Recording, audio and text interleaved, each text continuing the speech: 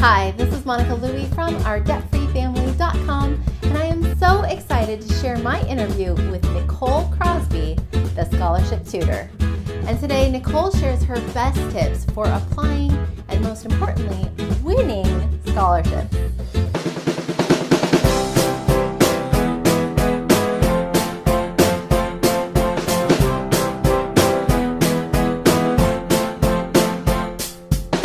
In this interview, Nicole shares how her own experience with winning scholarships led to her career as the scholarship tutor. What makes a great candidate to win scholarships? It's not just the straight A students. Where to look for scholarships online and when the best time is to apply for them. And her best tips for getting our students noticed in the sea of applicants. There are so many great nuggets that Nicole shares in this interview.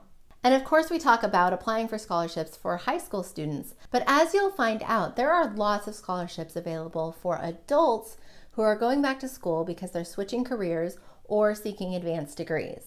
So if you have a child who will be attending college someday, or you're thinking about going back to school yourself, this is a must-watch interview. So here is my interview with Nicole Crosby from thescholarshiptutor.com. Nicole, thank you so much for joining us today. I am so excited to have you here to share your knowledge of applying for and, most importantly, winning scholarships. Thank you for having me, Monica. I certainly appreciate it. So before we dive into your tips, can you please share a little bit about yourself and how you became the scholarship tutor? Oh, well, sure.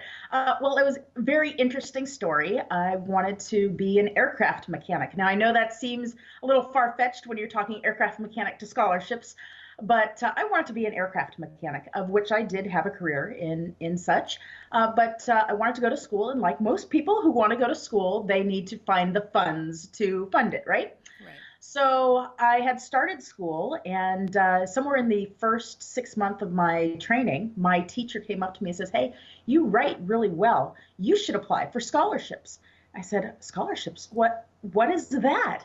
And he says, "Well, that's free money." And I said, "Hey, free money, I'll take it. How do I do this scholarship thing?"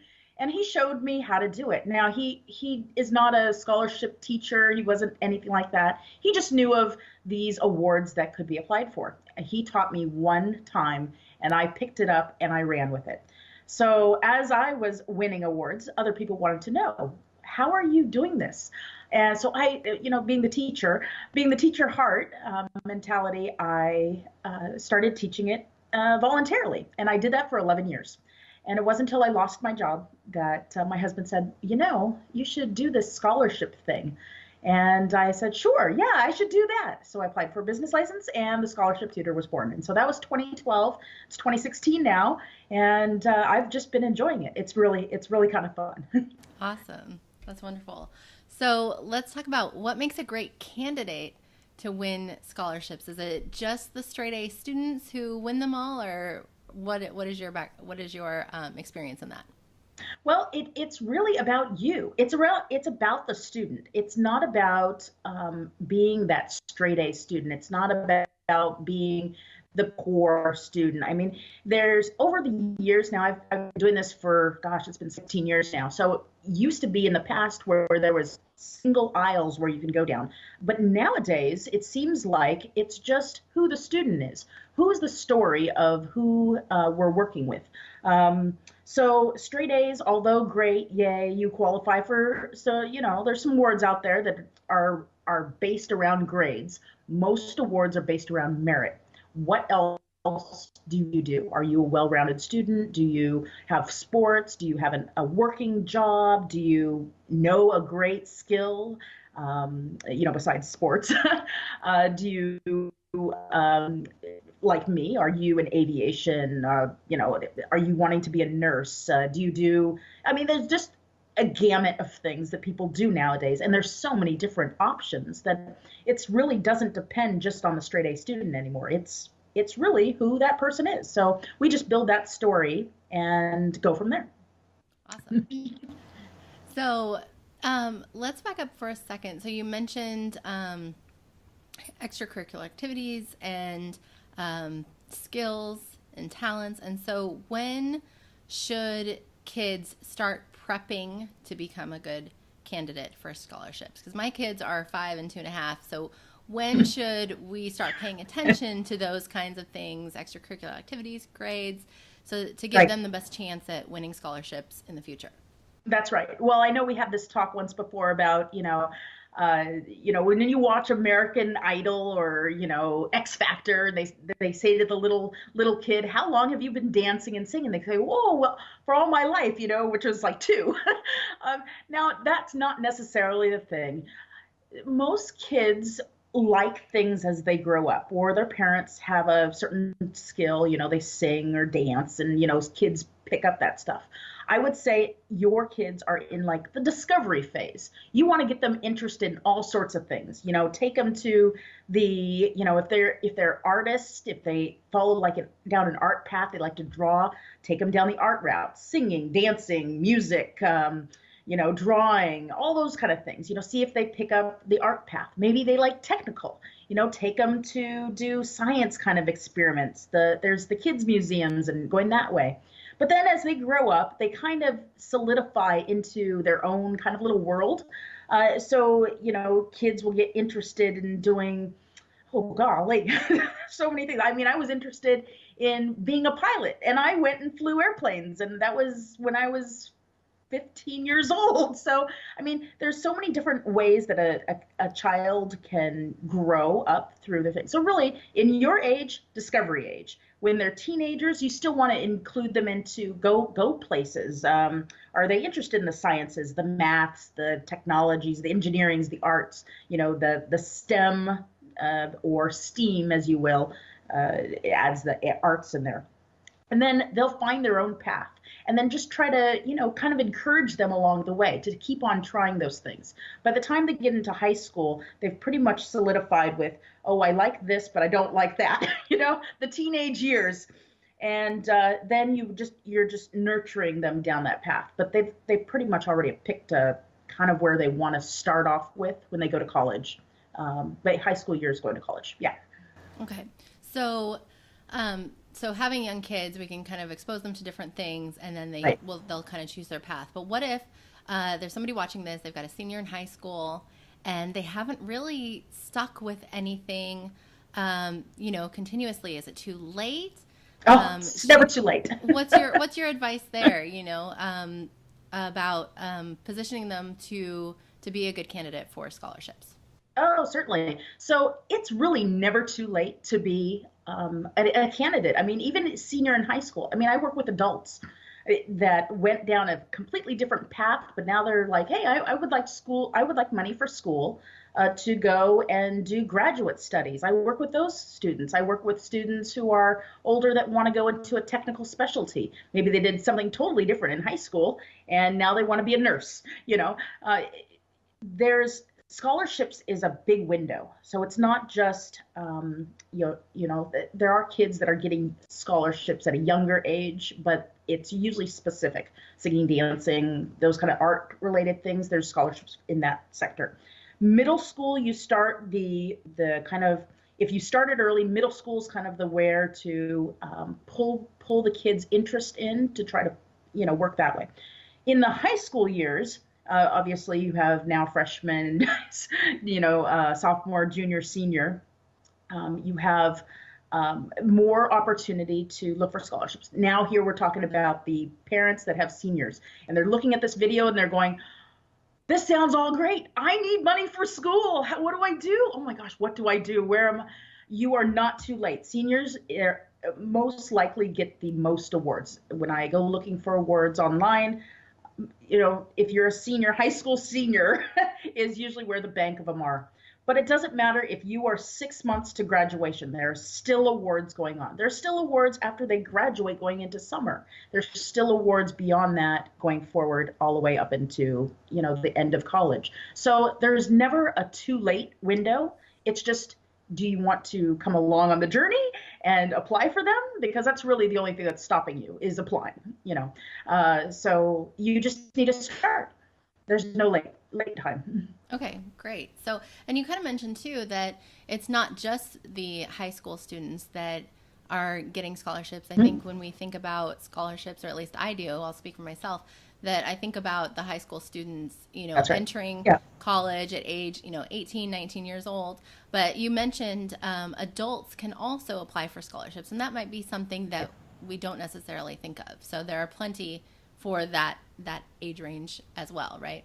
Oh, very much so, very much so. And there's new awards being generated all the time. In fact, just speaking in my aviation world, there are scholarships that have a specific criteria. You must be 35 years or older to apply for this scholarship. So if you're a young person, that doesn't apply to you, so you cannot apply. So there's a lot of things nowadays, and especially with parents going back, their kids grow up and they're like, what do I do? I maybe I liked what I did before, but I like this new path. A lot of adults are doing second and third careers, and it's never too late to go back and do a program. So, but there's money out there, and there's new money being created by those who feel inspired enough to put my way for awards. So, the scholarship tutor, myself, I don't just work with kids. Kids are what it's interesting. When I started as a volunteer, I was dealing with adults who wanted to go through a technical school, or they wanted higher advanced degrees, master's degrees, PhDs, so on. I worked with that group of people. When I had my business license, high schoolers seemed to be every student I got, high schoolers. And it really was the juniors and seniors. That was the bulk of who I brought on. And now, or not even now, I mean, I still talk to people who are across the gamut, and I have to go looking up this stuff because it's different for me. But I love getting involved in the students' livelihood. So really, I know I kind of went off the tangent there, but it's never too late to start, and there's just so much opportunity out there. Wonderful. So, where do we look for scholarships? I mean, I'm sure if we put in a search, in Google, a million things will line up. So, what have you Yes. found to be the best places to look for scholarships? And then also, on top of that, when is the best time to apply for them? Is there a certain time of year that we really should be focusing on this? What's your experience there? Yeah. So Monica, you found this great. You went to this great convention. You found this great website, goodcall.com, and actually, it's a really nice database. But the best way to do it is go in your Google search engine and hit scholarships. Now, I caution that because yes, it does pop up with a million plus entries. So let's say you wanted to, let's say we're talking about nursing. Let's just say nursing scholarships. So you type that into the database, nursing scholarships. Well, that million is now coming down to something a little bit more. It might be 300,000, but you know, it will be definitely smaller than a million search engine goals. So what you can do from there is kind of go, you want to just jump in.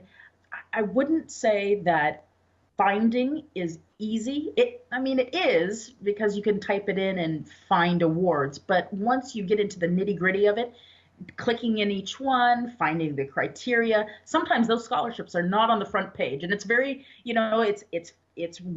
woven into somebody's website. So you have to go and find that particular award and follow all the steps. There's a lot of time commitment there. And so at the scholarship tutor, I kind of dwindle down. So when I'm working with my students, I don't go looking for scholarships. I really narrow it in to say, what is it that you're looking for?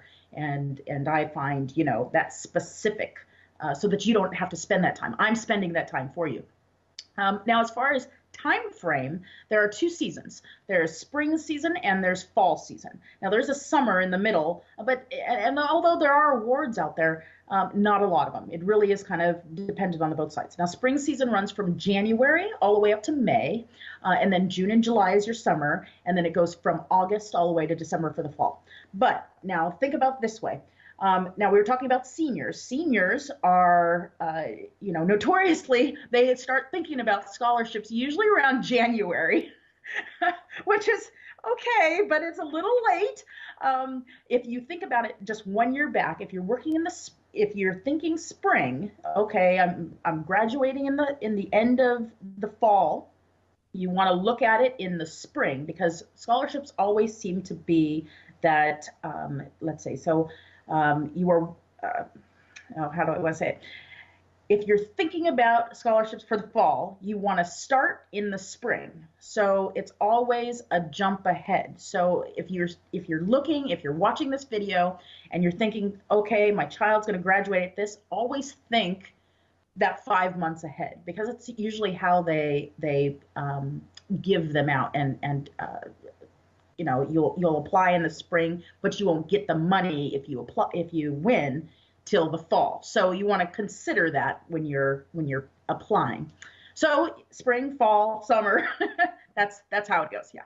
Okay, so if our student is graduating in June, we want to be looking at it now, right? Yes, Fall that's time. correct. That's what you're saying. Yes. So, yes. And then, okay, so then it just kind of rotates like that.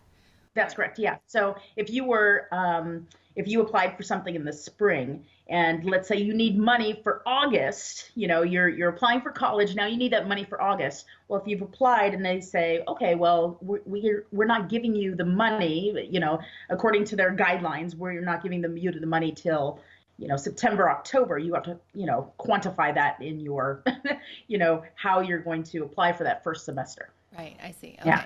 That makes sense. Thank you. Mm-hmm. So when applying, what are some best practices or tips that you can give us to make our children get noticed in the sea of applicants? That's right. Well, one thing is to just be you. I mean, we're all looking for individuals. And now I talk about merit awards versus, grades and so on and so forth. Just be you. A lot of essays I wrote, I was reading one this morning, and it was just the tone of your essay. Let me go back. Essays are so important. And, at the Scholarship Tutor, we really hone in on the essay. It's the first thing that I really work on, their story. So the student is not writing for a grade, they're writing for money. And you have to put that mindset in your mind when you're writing. And a lot of people write very basic. Their tone is very flat. I'm passionate about this because, oh, I need money because I'm broke. It's like, yes, that's why you're applying for the scholarship, But what is it that you're so passionate about? What is it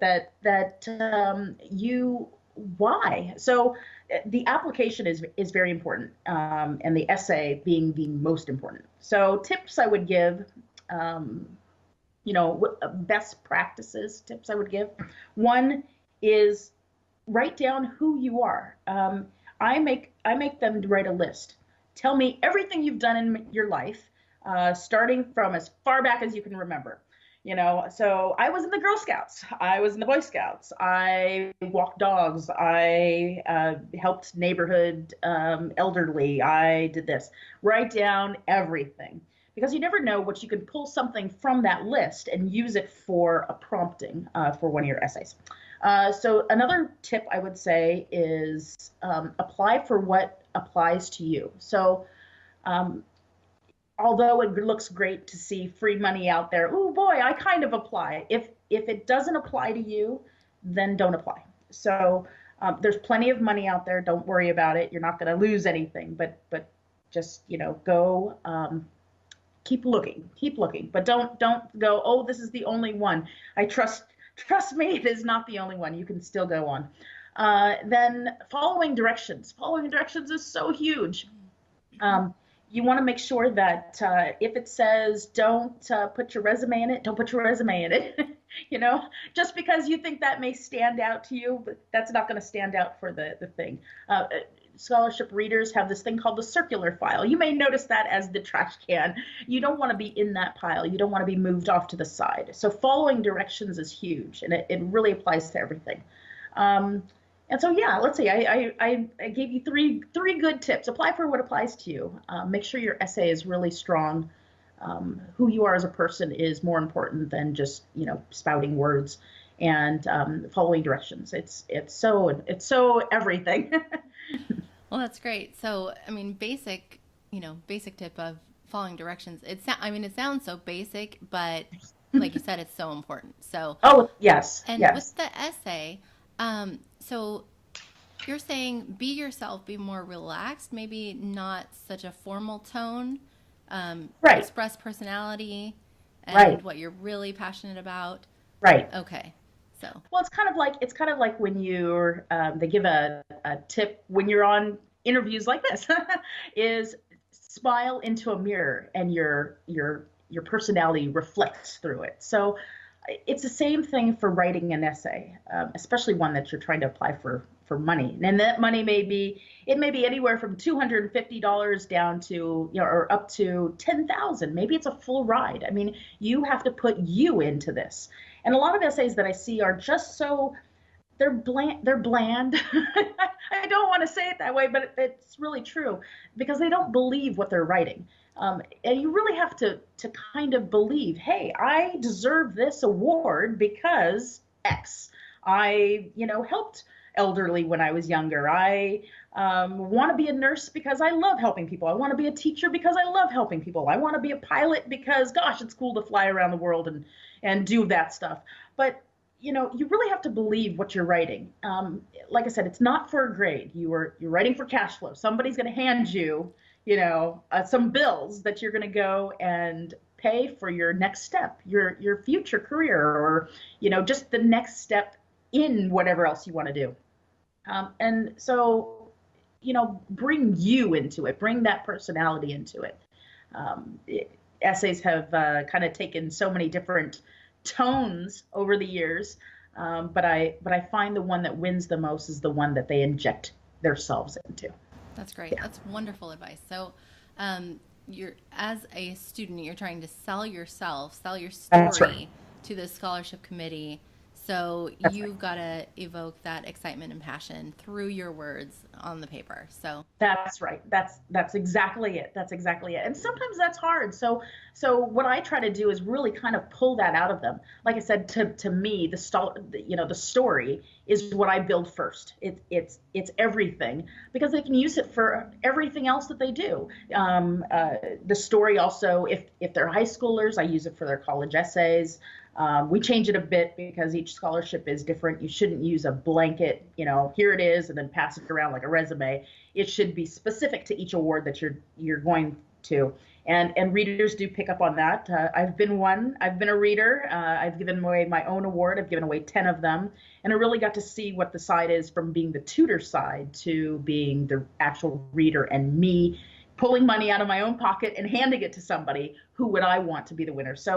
Um, so there's a lesson in that. There's definitely a lesson in that, and I bring that to my students. But there's so much, and I try to pull it, the big picture of it, and make it very easy because it's overwhelming. It's like a job to apply for scholarships, but I try to make that very streamlined. So let's talk about you've given us wonderful tips and great advice. I think this helps to make it a little bit less intimidating to dive into that process to kind of understand what timeline are we looking for, best tips for finding scholarships, and then also for actually applying and getting noticed in those scholarships. Right. And so that's what you do when you work with your clients, with your students, is you help them and you work with the parents and the students, right? So That's right. what is your process? You said you start with the story and kind of pulling the story out of them, and then where do you go from there when you work with your students? Well, sure. Well, let's back that up. Every student that I work with. So let's say your viewership is saying, "Hey, that's really interesting." Oh my goodness, technical difficulties. Let's say your viewership is going, "Hey, that's really interesting. I want to learn how to do that. What are my first steps?" Well, what they would do is they would contact me, and I would set up maybe we'll use this great Skype thing, and we would go forth and we do an orientation. I would get everything about them, and I mean everything, because I don't want to miss anything. Because the student, and be that the youth or the adult, might have some golden nuggets in their past. it's always about what the student wants to be, what the parents want the student to be, what they think they want to do, what they think about in the future they want to do. So the biggest part where I truly start, is learning about the family. And then we dive into the story, of course. But my service package is not just about scholarships. Now, scholarships may be the premise of my business, but I've been able to branch out. I really enjoy career coaching, so that is a thing that I provide as well. I have a network of people that have past careers, either they're retired or they're still working in it. And so I pair up that student with a mentor. And that mentor kind of walks them through the path of, hey, do you really want to do this? Or, hey, these are the pros and here's the cons of this career that you might be deciding about. And that's really helpful. I also walk them through financial counseling, in which, we're going to be using your services at our debt-free family to do financial coaching. It's really important for students to know, whether they are an adult or a youth, to be able to know what to do with the money once it comes in. Because yes, it does come in check format mostly, and it comes with your name written on it. And because of that, it usually goes into your bank. Now, that money, be it, 500, 1,000, 2,000, 8,000, looks really great, and you could do a lot of money with that, or a lot of things with that. But yes, it is supposed to be used for whatever you wrote for, which is your schooling. So putting students through budgeting classes and learning how to pay down debt is very important to me, very important to my family. So I want to pass that on to my students. We do resume writing, so even if you just need a resume for your work, I'll do one of those as well. So resumes are often included into a package, and it needs to look a certain way, and I try to walk them down that path. We also do interview skills. I have somebody who is an interviewer, and the student goes through they go to a place and they sit down and they have an actual interview. Sometimes interviews are included in scholarship packages. So they'll say, hey, you're in a bunch of students that need to come and do a one-on-one interview. Well, that's kind of scary. Interviews are scary, especially for youth. So we prep them through those skills to know what to do. So my service package is kind of morphed, and it's got a little bit bigger than just the basic scholarships, but the rest of those items are so important. Wonderful. Well, that's a great offering, and I'm sure you help a lot of people with that, and really helping to prepare the student moving forward into college, and that's right, and beyond. Yes, for that career that they're planning. So that's great. And so where can people go to learn more about you and your offering and working with you? Sure. Well, I am building my website right now. So it used to be in the past, I worked with paper and pencil. When I started, 16 years ago or 15 years ago, we only dealt with paper. So that's great. It's great having the internet for lots of resources. So my website is thescholarshiptutor.com. So THE scholarship, TUTOR.com, or thescholarshiptutor@gmail.com. So, and they can get directly to me, and I can help them out and start with that consultation and find out what it is that they're looking for, and what it is that where they want to go in their future. And that's all complimentary. I just want to make sure that they're making right decisions. That's wonderful. Thank you so much, Nicole. This has been really, really informative. And I will put those links down below the video so you can find them there. And thank you for your time. Thank you for being here. Thanks so much, Monica. I appreciate your time as well. Thank you. Thanks again to Nicole for sharing her expertise with us. And as she mentioned, we've partnered together, and I'm putting together a course for the students she works with. And I'll be doing one-on-one financial coaching with them to teach them how to manage their money wisely. And I am so excited about that. Nicole's website, once again, is thescholarshiptutor.com. And you can find out more about working with her by emailing her at thescholarshiptutor@gmail.com. Now I'd love to hear from you. Will you or your child be applying for scholarships either now or in the future? Were you surprised about anything that Nicole shared?